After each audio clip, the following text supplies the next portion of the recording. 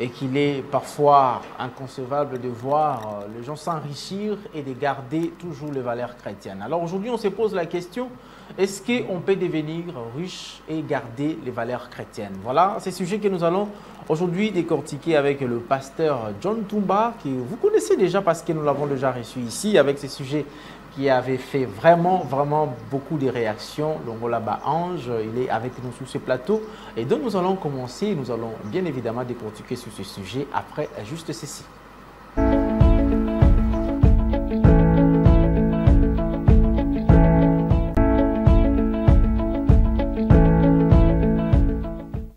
Voilà, peut-on devenir riche et garder les valeurs chrétiennes? C'est le sujet de ce jour.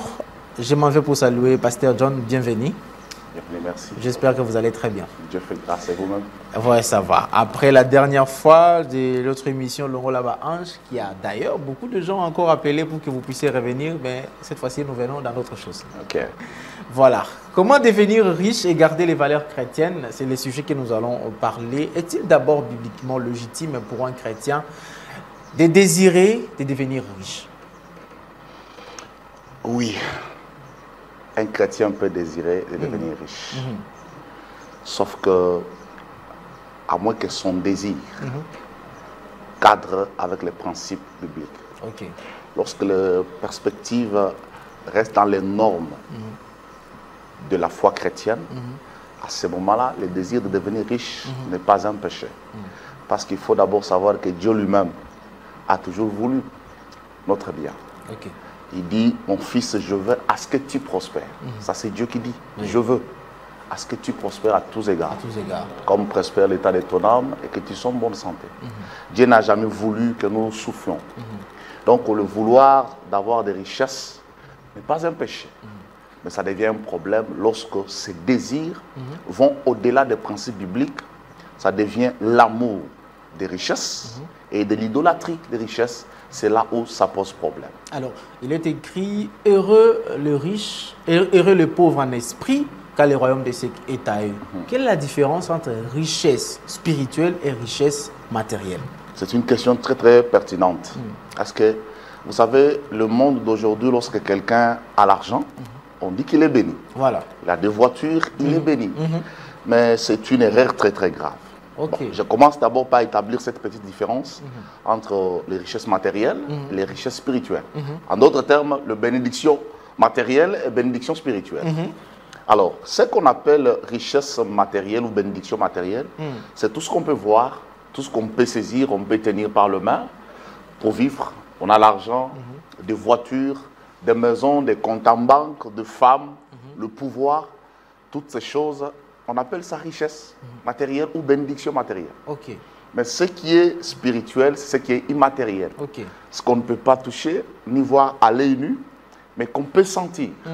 On a la joie, la paix, l'amour, la sécurité, la santé. Toutes ces choses constituent une bénédiction spirituelle. Ok. Mais il y a quelque chose de très important qu'il faut retenir. On peut avoir le matériel, mais sans qu'on soit béni. Ah, Ouais. vous avez tout le matériel dont vous avez cité. Vous Vous avez avez la tout. femme, vous avez, je peux ajouter les enfants, les voitures, les maisons, mais vous n'êtes Mais pas vous béni. n'êtes pas béni. Parce que la Bible nous donne une autre définition de la bénédiction. La Bible dit que c'est la bénédiction de l'Éternel qui enrichit. Voilà.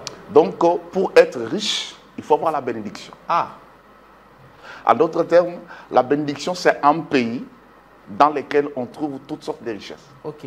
Alors, pour avoir ces richesses, vous devez être dans le pays de la bénédiction. Donc vous ne pouvez pas venir dans ces pays avec vos richesses. Non, non, non, non, non. C'est en étant dans le pays de la bénédiction que la bénédiction vous offre la richesse. Ok. Je vais prendre quelques petits exemples.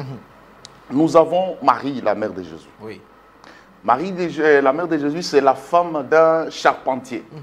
Ce qui veut dire que dans cette famille, il n'y avait pas de richesse. Pas de richesses. C'est la pauvreté qui était là. Mais à la grande surprise, lorsque l'ange vient, il dit à Marie que tu es bénie entre toutes les femmes. Or qu'à cette époque-là, il y a la femme d'Hérode Ouais. qui était riche. Qui était riche, la femme du roi. Du roi. La reine. Mais Marie est celle qui était bénie entre toutes les femmes. Là, c'est que la bénédiction, c'est autre chose. Ok. Je prends l'exemple de Jézabel. Jézabel, c'est la fille d'un roi. Elle est une princesse et elle est la reine, la femme du roi. Mais lorsque Élie rencontre Jézabel, il dit à Jézabel, tu es une maudite femme.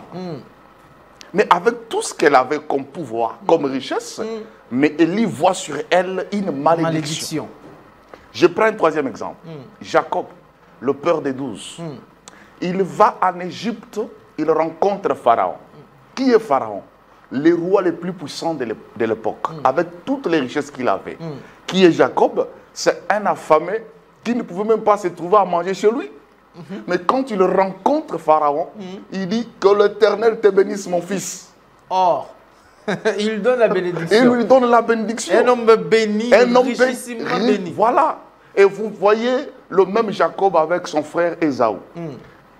Isaac, leur père, bénit Jacob. Jacob est parti. Mais en partant, il n'est pas allé avec le matériel. Toute la richesse d'Isaac était restée à la maison. Mais quand son frère Ésaü rentre à la maison, il pleure. Voilà. Il pleure. Pourquoi il pleure? Parce qu'il a compris, la bénédiction, c'est celle que Jacob est parti avec. Okay. Le matériel qui sont à la maison ne sont que les conséquences de la bénédiction. La bénédiction. Vous comprenez? Alors, qu'est-ce qu'on doit espérer? Parce que le chrétien, lorsqu'il prie, Seigneur, bénis-moi, bénis-moi. Et lorsqu'on a l'intention, quand on prie, bénis-moi, on veut voir la voiture, on veut voir la maison, on veut voir ça. Maintenant, qu'est-ce qui doit être mystérieux là derrière cette bénédiction? Merci. Et c'est le piège dans lequel même nous, les hommes de Dieu, nous tombons. Okay. C'est le fait de penser que lorsqu'on conduit carrosse, on est béni. On est béni. Non, quand je rentre dans l'histoire de Marie, la bénédiction, c'était avoir Christ en soi. Okay. Le fils qu'elle portait, c'était cette bénédiction. Parce que c'est lui qui a Christ en lui, il possède tout. Il possède le ciel et la terre. On pose la question à Jésus. Nous sommes venus, nous avons tout laissé, nous t'avons suivi. Qu'est-ce que nous aurons à la fin? Jésus établit la bénédiction dans tous les deux espaces. Okay. Il dit, vous aurez le centuple sur la terre. Et après, vous aurez la vie éternelle. C'est-à-dire, lorsque Christ est dans votre vie, vous avez le droit d'avoir et le ciel et la terre. C'est-à-dire, et le spirituel et le matériel. Okay. Donc, la vraie bénédiction, ce n'est pas d'abord avoir le matériel, c'est avoir Christ en soi.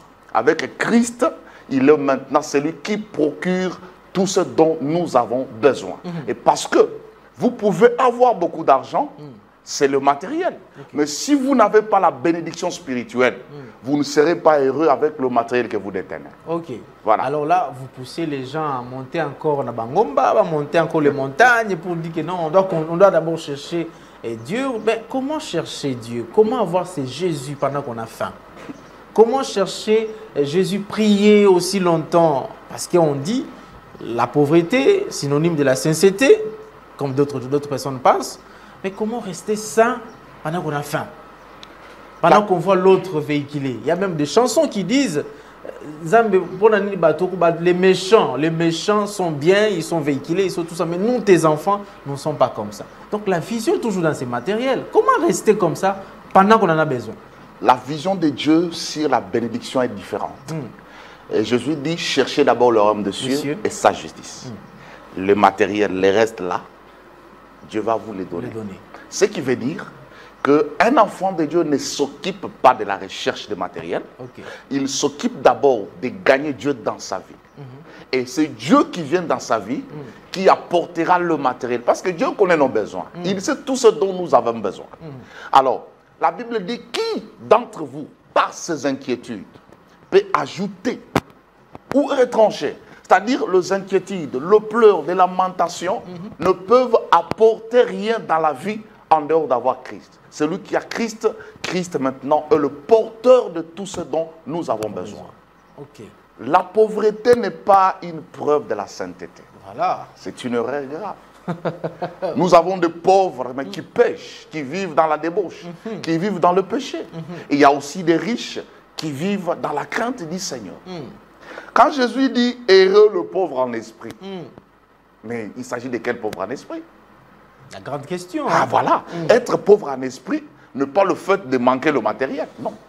Être pauvre en esprit, c'est être déconnecté de ce désir, de cet amour profond vers le matériel, mais être connecté au désir profond de ce qui est spirituel, de ce que Dieu est.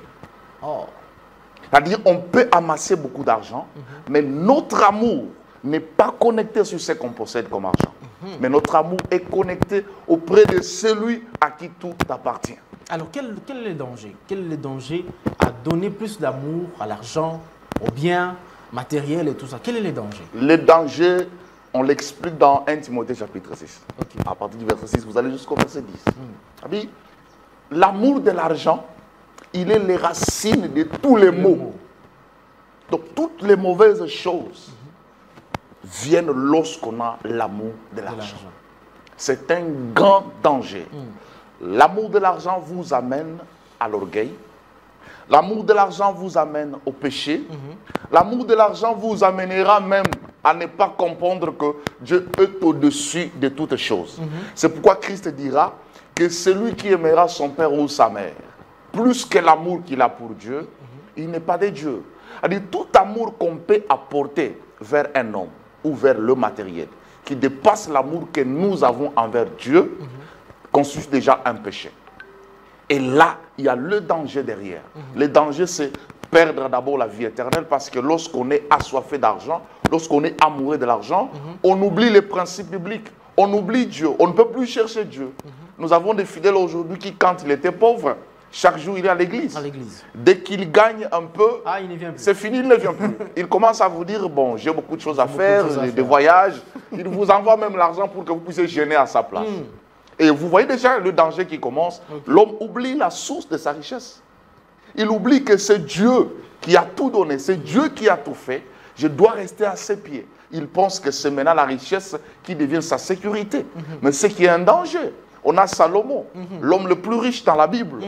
Mais lorsqu'il n'a pas pu conserver la divinité que son père David lui avait laissée, Salomon est tombé. Il est allé loin de la face de l'Éternel. Si Salomon sera sauvé aujourd'hui, c'est grâce à son père, pas grâce à lui. Voilà. C'est pour dire que lorsqu'on va au-delà, lorsqu'on va au-delà de ce qui est l'amour de Dieu, lorsqu'on va au-delà de ce qui est l'amour de Dieu, les dangers commencent à se développer. Donc, le danger, d'ailleurs, nous sommes en train de parler de ces sujets aussi très importants, la fortune et la foi. Comment devenir riche et garder les valeurs chrétiennes. C'est très important. Ici, on développe cette question-là de Salomon qui nous a parlé d'ailleurs, vanité des vanités, et tout est vanité. Est-ce qu'à cause de cette phrase-là, ça sera ma question, ce que je vais revenir au pasteur. À cause de cette phrase-là, peut-on dire ok, ça va, on s'en fout des richesses, on dit bon, ça va. Salomon voulait avoir toute cette richesse-là, mais lorsqu'il a dit vanité des vanités, donc nous aussi on se dit bon, on s'en fout des richesses. Non, là aussi il y a un piège. Parce que dans cette question, il y a à boire et à manger. Il faut être beaucoup plus sage pour comprendre certaines choses. Salomon a dit vanité des vanités après avoir goûté à la richesse. Après avoir goûté la richesse. Voilà. Donc, après avoir amassé la richesse. Il ne faut jamais le dire quand vous ne pouvez pas dire tout est vanité quand vous n'avez encore rien gagné. Vous n'avez encore rien reçu. Voilà. Oh oui, c'est un danger. C'est un danger. Il faut en avoir. En avoir d'abord. En avoir pour comprendre qu'en ayant l'argent, on n'a pas tout. En ayant l'argent, on n'a pas tous les pouvoirs. L'argent ne procure pas la santé, il ne donne pas la paix, il ne donne pas la joie. Mais le vrai argent qui donne la paix et la joie, c'est Dieu. C'est la Bible qui le dit. L'éternel Dieu sera ton argent et ton or. Il sera ta richesse. Donc lorsque vous avez Dieu en vous, c'est lui qui procure la paix, la joie et autre chose. Mais l'argent, il faut en avoir. Nous devons en avoir pour vivre dans ce monde. Alors, que faire? Que faire, pasteur? Je suis chrétien. Je dois travailler? Je dois investir? Ou bien je dis non, je dois d'abord être convaincu que j'ai Christ à moi avant de commencer à travailler? Non, ce sont des choses qu'il ne faut pas mélanger. Le travail d'abord, c'est un principe biblique. Dieu est le premier travailleur. Parce que pour que le monde que nous avons existe, Dieu a mis la main dans la pâte. Voilà. Il a travaillé. Et il a confié la responsabilité du travail à l'homme. Le premier homme qui est notre premier parent, Adam. Dieu a créé le jardin, la Bible dit, il l'a mis dans le jardin. Pour faire quoi? Pour les cultiver et les garder. Le cultiver et les garder, c'était tout un travail que Dieu avait donné à Adam à ces jours-là. Et après, quand Adam a péché, Dieu a dit quoi? C'est à la sueur de ton front que tu mangeras. Que tu mangeras. Donc le travail est un principe biblique. La Bible dit dans Proverbe que le travail procure l'abondance. Le parole en l'air attire la disette.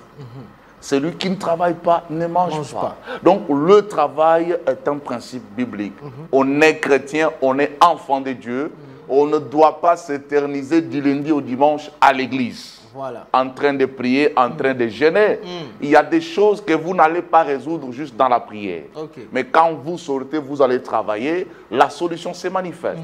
Donc il faut savoir mettre de l'équilibre entre les deux. Entre avoir Dieu et avoir de la bénédiction, de la richesse, de la bénédiction matérielle. Mettre de l'équilibre. Il y a maintenant, c'était cette écriture aussi de la Bible, vous les reconnaîtrez par leurs fruits. Avant que je ne dise comment comprendre, d'abord vous les reconnaîtrez par leurs fruits, parce qu'aujourd'hui, il y a des pasteurs, je dis que j'attaque le pasteur pour ne pas d'abord citer les croyants, ils ne sont pas trop visibles, ce sont les pasteurs qui sont trop visibles. Il y a des pasteurs qui se mettent vraiment dans des dispositions de confort, de la richesse et tout consort. Peut-on les considérer comme c'est là dont les Écritures disent, vous les reconnaîtrez par leurs fruits? Qu'ils aimeront l'argent, qu'ils aimeront la gloire et tout consort. Peut-on les classer dans cette catégorie-là? Oui. Il y a des hommes de Dieu, un grand pourcentage, qui sont tombés dans ces pièges-là. La plupart des serviteurs aujourd'hui, nous ne servons pas avec l'amour d'amener les âmes vers le Seigneur, mais plutôt pour amasser des richesses, pour gagner de l'argent. Et ces choses, Christ les savait bien avant. Il savait, ils viendront, ces gens-là viendront. Ils seront nombreux. Ils auront l'apparence de la piété. Ils feront des prodiges de miracles. Ils vont s'amasser beaucoup d'argent parce que leur amour sera tourné vers ça. Mais à leur intérieur, ils renient ce qui en fait la puissance. Alors, qu'est-ce qui fait la puissance? C'est l'évangile de la croix qui transforme les cœurs pour amener les enfants de Dieu vers le salut de leurs âmes. Et quand vous entrez dans la plupart des églises aujourd'hui, ce message a presque disparu. Et le message qui est beaucoup plus véhiculé, c'est crois, Dieu va te donner. Crois, tu vas voyager. Mais qui t'a dit que voyager, avoir l'argent, c'est ce que nous sommes venus chercher à l'église? Non, on doit aller chercher l'argent au travail, en travaillant. À l'église, nous venons pour que nos âmes soient sauvées à travers l'évangile que vous nous donnez. Mais cet évangile est beaucoup aimé, hein, donc voilà. il faut la prêcher. Le diable est prudent. Il sait qu'aujourd'hui, la plupart des gens s'attachent à ce qui est matériel. Mais c'est ce qui est éphémère. Je prends un exemple dans la Bible. Jacob avait des femmes. Il avait Rachel, il avait Léa. Mais Jacob, son cœur était attaché à Rachel, plutôt qu'à Léa. Mais quand vous suivez la suite de l'histoire, Rachel a laissé Jacob, elle est partie avant. Tandis que Léa, qui est restée jusqu'à la fin. Est restée jusqu'à la fin. Cet exemple veut dire, nous nous attachons beaucoup plus à ce qui est matériel aujourd'hui. C'est ce que notre cœur aime. Mais on oublie c'est ce qui est éphémère. Ça va nous laisser en cours de route. Mais ce qui est spirituel nous amènera jusqu'au bout. Qui vous a dit aujourd'hui que si tu voyages, tu vas aux États-Unis, c'est fini, ta vie a changé. Et surtout qu'on appelle ça sous l'Iban, appelle ça les sous. Alors quand tu me prêches, tu me dis, quoi tu seras aux États-Unis? J'ai cru. Je suis arrivé aux États-Unis. Quand tu viendras aux États-Unis, quel est l'évangile que tu me donneras encore? Je suis déjà aux États-Unis. Tu vas me dire quoi? Alors là, maintenant, il faut venir prochaine fois. Vous voyez que maintenant, l'évangile a connu des limites. Or que l'évangile que nous avons n'a pas de limites. Mais quand vous prêchez le ciel, vous prêcherez le ciel jusqu'à ce que Jésus revienne. Donc c'est pour dire que beaucoup d'hommes de Dieu sont tombés dans ces pièges-là. Ils sont dans le confort. Regarde d'abord même les serviteurs qui sont autour d'eux. Le fidèle qui sont autour d'eux. Quelle sont la vie? Quelle est la vie qu'ils ont? Et quelle est la vie du pasteur? Le pasteur est multimillionnaire. Il roule carrosse, il a de belles maisons. Mais même les serviteurs avec qui il sert, misérable. Misérable. C'est ce qui prouve d'abord que le vrai amour a disparu dans l'église aujourd'hui. Le vrai amour a disparu. On ne le fait plus pour le Seigneur, mais on le fait juste pour nos propres intérêts. Alors, quelles sont les disciplines à prendre? Quelles sont les disciplines spirituelles à conserver ou à se faire accompagner pour garder toujours sa richesse et sa spiritualité? La première discipline, c'est savoir garder les principes bibliques. C'est-à-dire garder sa foi, rester au pied de Dieu. Il n'y a pas une discipline plus grande que ça. Parce que c'est Dieu qui sera votre guide et votre enseignant sur les richesses que vous possédez. Lorsque vous perdez les principes divins, vous abandonnez la foi, vous vous éloignez de Dieu, cette richesse devient automatiquement un danger pour vous. Parce que le diable, dans ses manœuvres, il sait que s'il vous éloigne de la parole de Dieu, il vous éloigne de la vie chrétienne, c'est fini, il peut faire de vous tout ce qu'il veut. Il peut faire de vous tout ce qu'il veut. Mais dès que vous restez au pied du Seigneur, la richesse ne vous contrôlera pas. Et en dehors de cette grande discipline qui est de garder le principe divin, il faut aussi savoir que dans la vie sociale, lorsque vous êtes riche, il y a des principes qu'il faut respecter. Entre autres, l'investissement. On est enfant de Dieu, on doit investir. L'argent ne se multiplie pas eux-mêmes. L'argent doit être investi quelque part. L'argent doit travailler pour être multiplié, afin d'établir de l'équilibre avec nos richesses. On doit éviter des dettes. Voilà. La Bible dit que les riches dominent sur les pauvres. Voyez-vous ça? Et celui qui s'endette devient l'esclave de celui qui les prête. Vous pouvez être enfant de Dieu, mais dès que vous vous lancez dans la vie des dettes, vous êtes prêt même à abandonner la foi. Parce que vous devenez esclave de celui qui vous prête son argent. Celui qui va commencer à vous dicter certains principes de comment faire les choses. Il est même capable de contrôler vos salaires, contrôler vos finances. Parce que vous lui devez. Éviter la vie des dettes, éviter des dépenses inutiles. Un enfant de Dieu, c'est quelqu'un qui fait des choses avec de logique. Il sait se confie sur ce qui est primordial, sur ce qui est nécessaire. Ce n'est pas quelqu'un qui fait des dépenses inutiles. Non. Un enfant de Dieu, c'est celui aussi qui donne la dîme. C'est un principe très important. Donner la dîme. Donner la dîme. La Bible dit dans Malachie que apportez vos dîmes dans la maison de l'Éternel.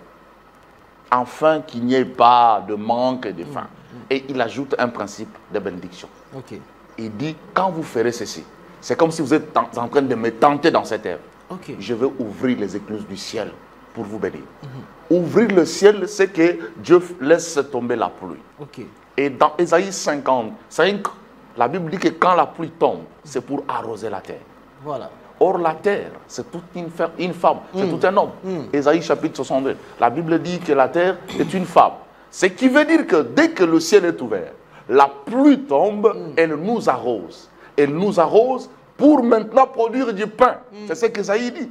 Que la pluie va arroser la terre et elle produira du pain à celui qui mange.